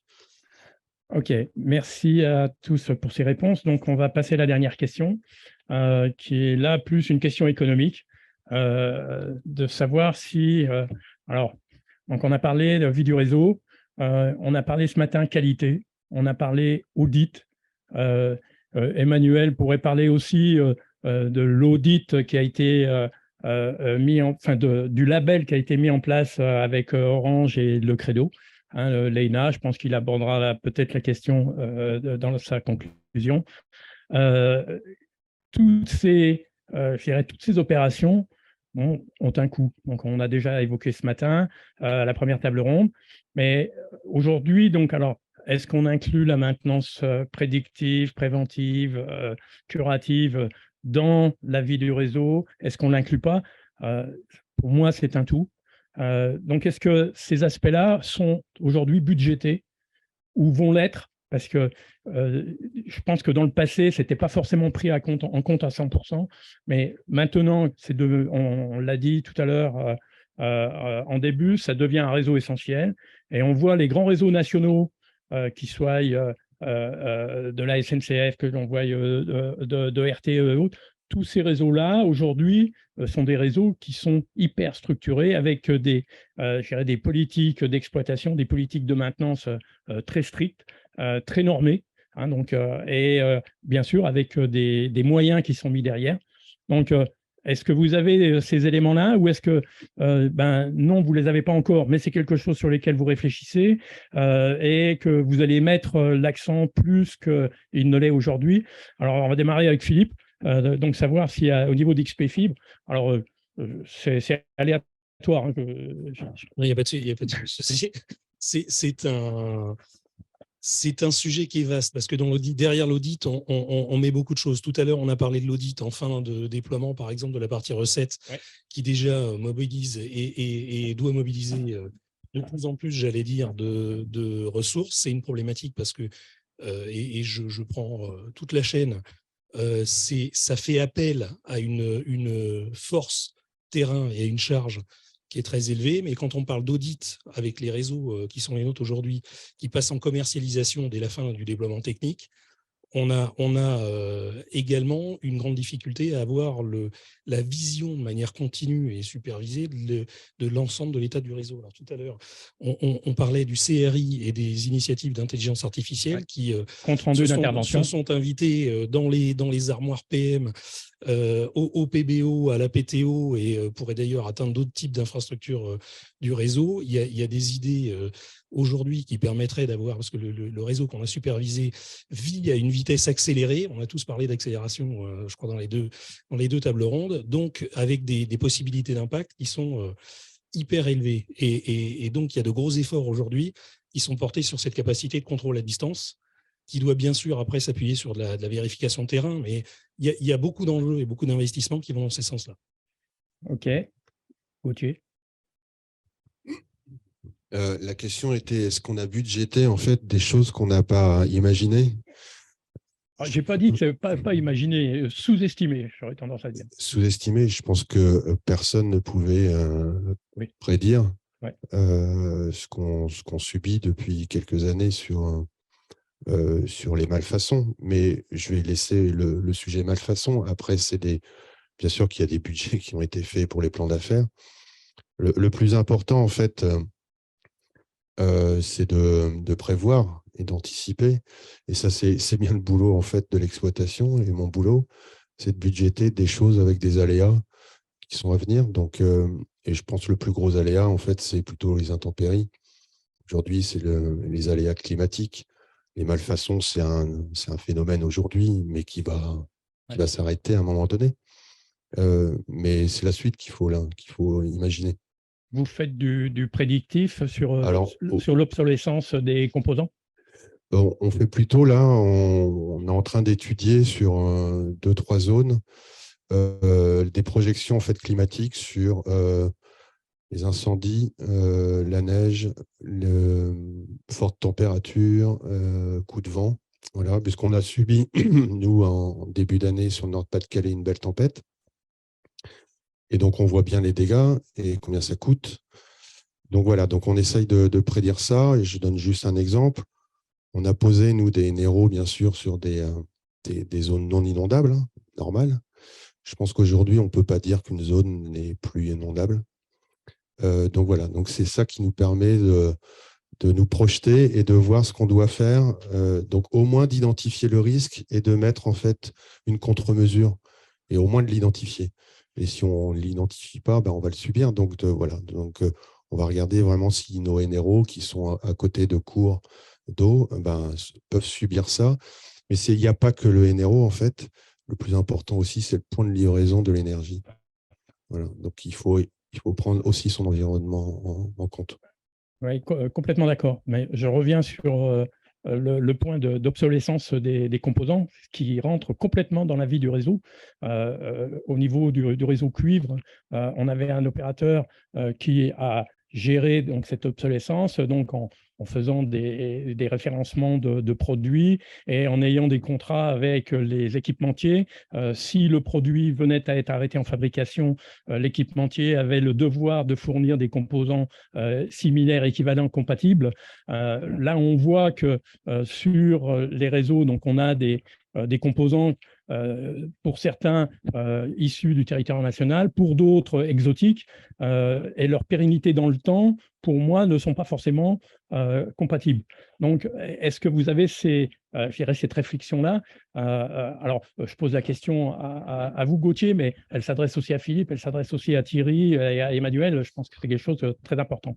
Alors, oui, dans notre démarche de prédictivité, aussi, on prend ces éléments, notamment les boîtes, les câbles, enfin, on essaye de voir, d'aller un peu plus loin de ce que nous disent les fournisseurs, bien sûr, pour voir un petit peu quels seraient les dégâts à venir et surtout, en fait, budgéter tout ça pour le mettre dans un budget, en fait, de vie du réseau. Mais aussi, le budget de vie du réseau, pour répondre aussi à la question, elle est complètement dépendante, en fait, de la zone, de la géographie, du modèle du RIP. Donc, tout ça, en fait, c'est une équation qui est assez complexe et on ne peut pas juste dire il faut prendre juste un tel pourcentage en fait, de budget parce que ça dépend énormément de choses. D'où aussi notre démarche de faire comprendre qu'il y a une économie régulée en fait, à aller chercher, à aller toucher parce que sinon, à un moment donné, on n'aura plus en fait, de financement et ça sera compliqué. Et qui le subira, en fait, c'est plutôt le client final, le citoyen. Ouais. Chloé, est-ce que vous avez des éléments à partager ou c'est trop compliqué? Je pense que la question est compliquée parce que vous demandez de mesurer et de donner des indicatifs budgétaires sur la vie du réseau. C'est une question qui peut amener 10 000 réponses suivant ce que précisait Gauthier. Ça dépend des régions, ça dépend des… Bon, vous êtes plus centré sur la Loire. Donc, est-ce que vous avez je dirais, des éléments à faire partager, pas des chiffres. Est-ce qu'on parle de chiffres à une décimale ou à 2 décimales? Alors, on a un peu de recul, comme on est, c'est vrai, en phase de vie du réseau finalement depuis déjà 2020, donc ça nous permet d'avoir un peu de recul aujourd'hui sur le coup. Pour vous donner une idée, sur les années 2020, 2021, 2022, en moyenne, sur la vie du réseau, alors qui est géré par le syndicat, donc j'exclus toute la partie maintenance qui est en charge de notre délégataire, mais le syndicat, on a mis à peu près 10 millions d'euros par an sur la vie du réseau. Majoritairement sur la partie raccordement, comme on assure cette prestation à notre charge pour le compte des usagers, donc c'est un poste de dépense important. Également en grande partie sur le volet dissimulation. Comme je vous l'ai dit, on se coordonne sur la dissimulation du réseau électrique qui sont, elles, à un rythme assez élevé. Et puis enfin sur notre programme de bouclage du réseau de collecte et de la sécurisation qui sont également des postes de dépenses importants. Donc on est quand même sur une tangente qui devrait plutôt avoir tendance à diminuer, ou en tout cas, on projette plutôt une tangente vers le bas dans les prochaines années, mais quand même, ça reste des postes qui sont extrêmement importants. Donc, ça sera une dépense très importante dans les 10 prochaines années à prendre en compte. Et du coup, on se pose la question, effectivement, de l'équilibre économique face à ces dépenses. Où est-ce qu'on trouve des recettes pour aller en face? Parce qu'à un moment donné, pour clore des comptes à l'équilibre, il faut soit diminuer les dépenses, soit augmenter les recettes. Mais en tout cas, voilà, c'est des questionnements qu'on a aujourd'hui sur ces budgets-là. On a bien sûr toute la partie maintenance qui est gérée par notre délégataire, mais je trouve que Action a une philosophie très intéressante là-dessus, c'est que ils se sont dit, en tout cas chez nous dans la Loire, qu'il valait mieux prévenir que guérir, et que ça coûtait forcément moins cher de prévenir les problèmes que de les gérer après. Et notamment, quand on parlait de la qualité du réseau, des problématiques de sous-traitance, de FAI, etc., nous, depuis déjà l'année dernière, Action a mis en place une politique de maintenance préventive des PM et de visite des PM. C'est-à-dire que tous nos points de mutualisation sont visités 4 fois par an en audit complet. Et en fait, toutes les reprises, les demandes de reprise sont faites auprès des OCEN. Et si les OCEN n'interviennent pas, c'est notre délégataire qui assure les réparations et qui leur envoie ensuite la facture. Et en fait, ce mode-là d'intervention a été extrêmement efficace. On a vraiment vu la différence entre le avant-après au niveau de la qualité des raccordements stock, au niveau des problématiques qui sont liées au raccordement stock. Ça a été très efficace pour en fait faire diminuer les problématiques sur notre réseau. Parce que voilà, un PM bien entretenu, avec des jarretières qui sont correctement lovées, un PM qui est propre, c'est un cercle vertueux en fait pour les futures interventions. Et puis le fait de faire des reprises très régulières, ça permet d'éviter le sujet des plans de nouilles, voilà, ce qu'on a pu voir et ce qui est largement diffusé au niveau des médias. Donc c'est quelque chose sur lequel Action a été très volontariste et qu'on salue parce que ça a été très salvateur sur notre territoire. Merci Chloé. Mon maître du temps m'a dit qu'il me restait 5 minutes, donc on va essayer de conclure là-dessus. Donc, je n'ai pas demandé à Thierry, donc est-ce qu'au niveau d'Orange, c'est des choses qui sont budgétées et avec des éléments aussi précis qu'a pu donner Chloé? Non, je n'ai pas aussi précis, mais en tout cas, je rejoins ce qu'a dit Gauthier. C'est vrai que toute la partie climatique, en tout cas, c'est des choses qu'on subit et qu'il faut travailler. Il y a aussi une chose qui a été évoquée, mais on n'est pas, c'est le fait de passer d'un opérateur, de multi-opérateur, parce qu'on parle de la résilience des réseaux, mais je vais prendre un cas concret, c'est la gestion des crises. Grosso modo, il y a un problème climatique quelque part, l'autorité, elle appelle qui quand on est multi-opérateur sur une zone? Pour avoir été en unité d'intervention il y a quelques années, elle avait l'habitude d'un opérateur. Quand il y en a plusieurs sur une zone, comment ça marche?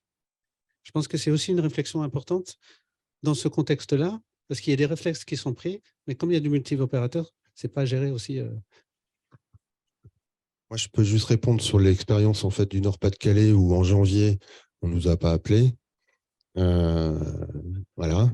Par contre, pour la mini-Tordade, on nous a appelés. Donc, l'expérience, c'est quand il faut subir en fait, un événement pour être connu. Oui. Voilà. OK. Emmanuel, très rapidement. Oui, très rapidement. Alors, au-delà du coût que représente globalement les programmes d'investissement pour la vie du réseau. Alors, Marianne Hénault a évoqué 96 milliards d'euros d'investissement pour la période 2022-2040. Ça peut vous donner un point de repère. Mais je pense que ce qui est intéressant, et vous l'évoquez, c'est qu'est-ce que ça comprend. Et sans rentrer dans le détail, vous parliez tout à l'heure de prédictif. Oui, bien entendu, l'obsolescence, on la regarde, on suit type d'ouvrage par type d'ouvrage, type de matériel par type de matériel. Et on anticipe notamment quand on commence à voir qu'on a des pannes récurrentes liées à tel type de matériel. En fait, on va anticiper des remplacements de matériel. En termes de prédictif aussi, je voulais évoquer assez rapidement le fait que dans la construction même de nos ouvrages, entre le moment où on les a construits il y a 50 ans et aujourd'hui, les règles qu'on prend en compte ne sont pas les mêmes. Et en particulier, vous parliez d'aléas climatiques. Aujourd'hui, on prend en compte l'expérience de retour des aléas climatiques pour modifier ces règles de construction, et y compris d'ailleurs en ayant des règles de construction qui vont être différenciées d'une région à l'autre, particulièrement par rapport à des zones de vent, à des zones d'avalanche, de montagne, de neige, etc. Et donc, on ne va pas exiger la même manière de construire le réseau en fonction d'où on va se trouver. Donc, tous ces éléments-là sont pris en compte, et sans être plus long, je voulais le partager parce que c'est un retour d'expérience qui servira nécessairement également à la fibre optique. OK. Et pour conclure, Mireille? La question du financement pour soutenir tous les investissements et dépenses évoquées ce matin sur la table ronde. La FNCCR a mené cette année une étude sur la révision des lignes tarifaires de l'ARCEP qui régit le tarif de gros des RIP. C'est une étude que nous avons menée avec l'AVICA, et nous avons collecté un certain nombre de données techniques et économiques qui nous conduisent à la conclusion que les lignes tarifaires, en particulier le tarif récurrent du cofinancement, donc c'est un point très particulier, est certainement sous-évalué, en particulier dans les territoires ruraux, parce qu'on fait face à des suggestions techniques et économiques différentes. Alors, cette action, elle a un premier objectif à court terme, c'est d'améliorer et de soutenir la viabilité économique des RIP, améliorer le compte d'exploitation de manière à qu'il soit au moins à l'équilibre et au mieux dégage quand même un résultat positif, créant de l'autofinancement et donc la capacité à investir et à assurer les investissements de la vie du réseau. Ça, c'est un premier point, c'est plutôt la démarche à court terme. À plus long terme, et ça a quand même été avancé, c'est trouver un mécanisme de péréquation nationale pour les RIP, à l'image de ce qui existe dans l'électrification rurale, à savoir le FACÉ, un fonds qui serait alimenté par une perception sur les factures des abonnés, mais c'est un financement qui reste sectoriel. Donc, ce fonds, enfin, vous le connaissez, c'est le fameux FANT, fonds sans fond, pour reprendre l'expression imagée d'Étienne Dugas, mais c'est un fonds qui existe, qui a été installé, qui a été créé par la loi. Malheureusement, il n'est pas installé ni abondé. Mais j'espère qu'avec le sénateur Chaise, nous pourrons avancer dans l'installation, l'alimentation de ce fonds, de manière à trouver des financements pour les RIP, de manière à pouvoir financer le GER, les opérations d'enfouissement, dévoiement, d'extension, de réparation, et pour trouver un mécanisme un peu plus satisfaisant que de faire appel aux communes, comme le fait la Loire. Aux pétitionnaires, ça sera peut-être un petit peu plus compliqué parce que le cadre légal est ainsi fait, mais il y a quand même la nécessité de pourvoir à trouver une alimentation de plusieurs dizaines de millions d'euros par an qui soit à la hauteur des enjeux de nos réseaux. Merci Mireille. Donc, c'était donc un petit peu la conclusion de la table ronde. Je vais laisser la parole à Aymeric pour les questions-réponses. Merci beaucoup.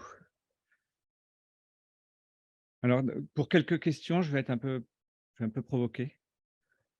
On parle d'enfouissement. On entend beaucoup parler d'enfouissement dans la phase de vie du réseau. Et si on en croit l'audit ARCEP récent, Seuls 2% des lignes aériennes sont en défaut. Quel paradoxe! Qui veut répondre?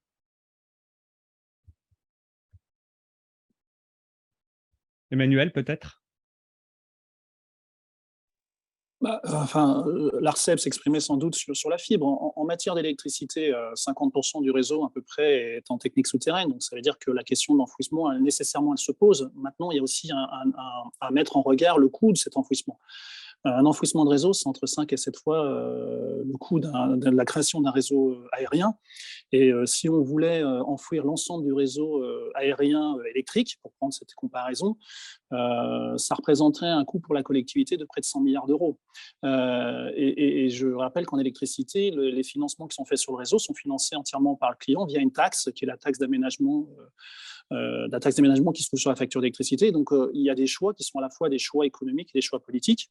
Et donc, il est nécessaire d'avoir une très juste maîtrise des investissements qu'on doit faire et d'enfouir là où c'est vraiment nécessaire. Je parlais tout à l'heure d'enfouissement en zone boisée, parce que quand on a des aléas climatiques, nécessairement des arbres qui tombent ou des branches qui tombent et qui peuvent avoir un impact sur la qualité de fourniture. Et on voit bien entendu que dans ce cas spécifique, il y a un intérêt particulier à prioriser nos investissements sur ce type de zone. Donc voilà, je pense qu'il y a une approche globale qui est liée à l'histoire. On ne construit pas un réseau aujourd'hui comme on l'a construit il y a une cinquantaine, 60, 80 ans en arrière. Et les technologies ne nous permettaient pas de faire du souterrain il y a 80 ans en arrière. Aujourd'hui, on peut le faire. Si je termine pour l'expérience Enedis, aujourd'hui, les engagements qu'on a au travers des contrats de concession, c'est que tout réseau nouveau qui est construit l'est à plus de 95% technique souterraine. Donc, quand on parle de l'aérien, pour ce qui est du réseau électrique, on parle en fait du passif et de la manière dont on va le résorber dans le temps, où on va s'accommoder de celui-ci pour faire en sorte d'avoir des investissements qui répondent à la mission première, qui est la qualité de fourniture et la continuité d'alimentation. Merci. Autre provocation.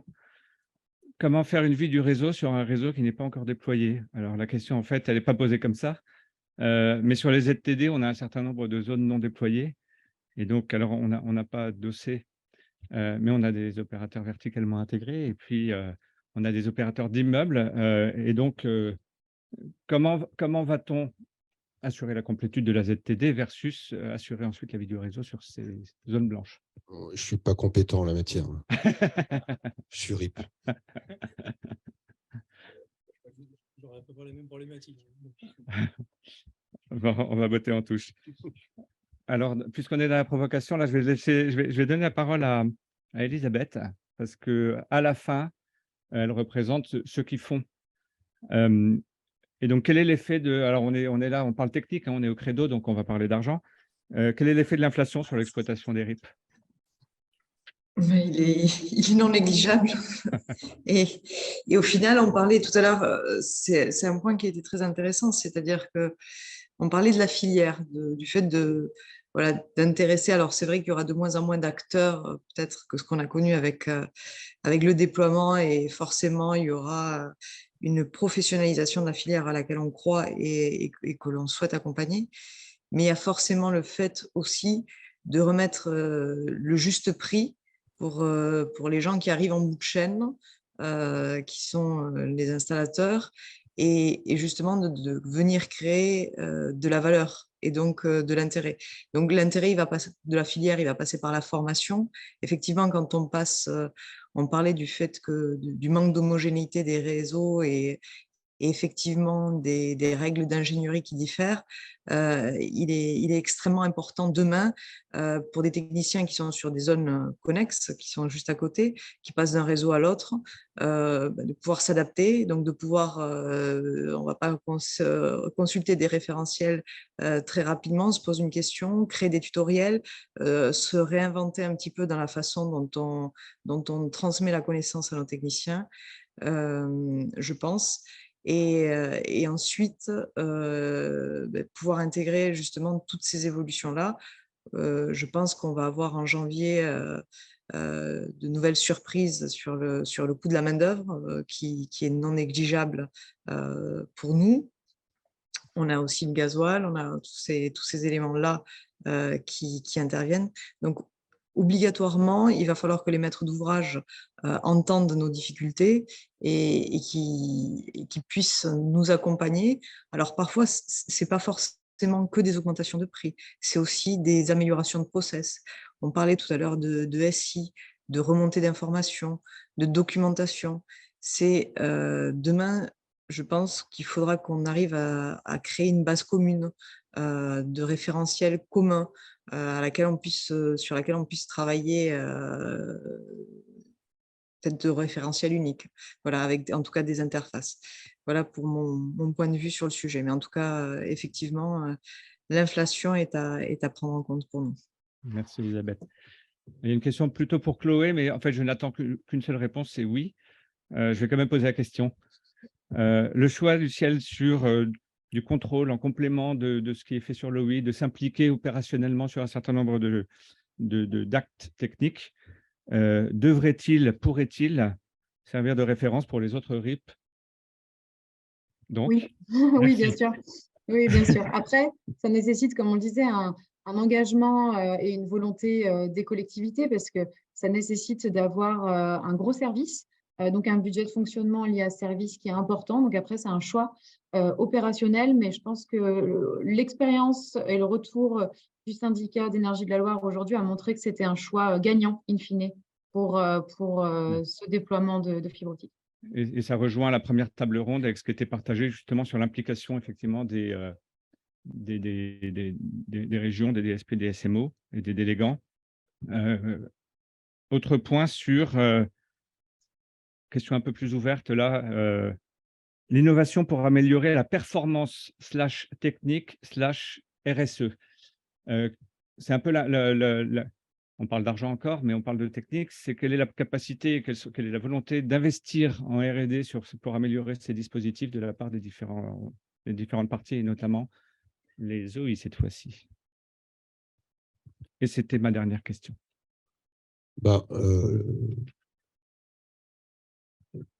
Le plus gros impact sur le RSE, donc nous, on est focalisé sur réduire les temps de trajet. Donc, on investit énormément sur de l'intelligence artificielle, de la planification pour justement réduire le temps de trajet parce que c'est là où on a le plus gros impact et où on peut faire évoluer les choses. Voilà. Effectivement, l'optimisation territoriale, c'est un des sujets, et d'ailleurs qu'on partage sur des chantiers, y compris de rénovation et de reprise aujourd'hui de réseaux, sans faire appel à l'IA de notre côté. Mais c'est un point d'étude, et il y a pas mal de sujets, cette fois-ci de manière générale, de factorisation. Mais je dirais, il y a une démarche de rationalisation qui n'est pas très différenciée de ce qui se passe dans les autres filières. Thierry. Même démarche, tout en profitant de ce qu'on disait, de ce que je disais tout à l'heure, de ce qu'Orange, en tout cas, regarde de son côté. Et je rajouterais aussi un point sur la partie finance. Pourquoi on ne ferait pas comme les immeubles, les OC cofinanceurs, comme les copropriétaires participent au cofinancement de vie du réseau? Je vais passer la parole à Philippe pour la conclusion. Très bien. Eh bien, écoutez, merci beaucoup d'avoir participé à ces deux tables rondes. Bon, je vais être très rapide sur la première. Donc, j'ai vu qu'il y a beaucoup de bonnes idées et de bonnes pratiques à partager. L'atelier de la semaine dernière, on avait aussi invité deux opérateurs d'immeubles qui nous ont parlé de la problématique de l'élagage et de la problématique de la fermeture du DSL. Bon, c'était des sujets abordés de façon très concrète et très pratique et qui sont source de préoccupation pour les opérateurs. Et puis, la fin de cette table ronde, c'était comment est-ce qu'on peut partager les bonnes pratiques. Je vous invite à adhérer au Credo. Ça sera peut-être un bon moyen de le faire. Donc, ça, c'est le premier message. Pour la table ronde numéro 2, bon, je suis un peu déçu là, que certains incluent la maintenance dans la vie du réseau, mais je voudrais remercier Axione de m'avoir soutenu dans cette démarche. Mais plus sérieusement, bon, ça, c'est pas très important, c'est vraiment de la théorie. Ce qui est important, c'est que ces aspects maintenance corrective, préventive, prédictive soient pris en compte. Bon, ce qu'on voit, c'est qu'il y a des organisations différentes, des pratiques différentes, des outils différents selon les opérateurs et les intervenants. Donc là aussi, vous savez que le Credo organise chaque mois des ateliers. Donc, s'il y a des sujets que vous avez envie de partager, même sans être adhérent au Credo, n'hésitez pas à le faire. Pour ça, il suffit de nous contacter et puis on vous trouvera un créneau dans notre agenda. Et puis peut-être aussi dire un mot de l'intervention de Gaël Serrandour, hein, le point de vue de l'actionnaire quand même, qui est venu nous rappeler que nous qui faisons de la technique, c'est bien, mais que quelquefois le budgétaire vient nous rattraper. Et ça, c'est sans doute un sujet aussi dont on aura l'occasion de parler dans les mois ou dans les années à venir. Voilà, pour conclure, je voudrais remercier nos panélistes, hein, donc ceux qui sont encore là et ceux qui sont déjà partis. Je voudrais vous remercier, vous qui êtes dans la salle, hein, et d'avoir accepté ce rendez-vous. Ce qui est un peu plus frustrant, c'est aussi de remercier tous ceux qui sont sur Zoom, parce que malheureusement, on ne les voit pas et pourtant ils sont là et ils ont participé à distance à cet événement. Je voudrais remercier nos animateurs. Bon, bien que pour eux, c'est un plaisir, hein, donc voilà, le remerciement est juste à sa juste mesure. Et puis, je voudrais remercier à ceux et celles qui sont dans l'ombre. On en parlait ce matin. Donc, Laure Pamard, qui assure la communication du Credo. Et ça, c'est important parce que faire, c'est bien, mais savoir-faire, c'est bien, mais faire savoir, c'est bien aussi. Donc, c'est elle aussi que vous retrouvez derrière toutes les animations, les publications que l'on fait, hein, et dont la qualité a beaucoup augmenté ces derniers temps. Elle était accompagnée de son alternante philippine, donc voilà, donc c'est un moyen aussi de lui mettre le pied à l'étrier dans le domaine professionnel. Et puis je voudrais remercier Sophie, là, qui est à l'accueil, qui vous a accueilli ce matin et qui fait le support du Credo. Et pour aller plus loin, si vous souhaitez visiter un réseau FTTH en réalité virtuelle, eh bien Sophie se fera un plaisir de vous faire cette présentation dès maintenant. Mireille voudrait dire un mot. Je salue Véronique, que je ne connais pas encore très bien, mais ça viendra. Voilà, merci à tous. Et puis ceux qui veulent rester, on peut rester encore un petit peu ensemble pour échanger, parce que le réseautage, ça fait partie aussi du Credo.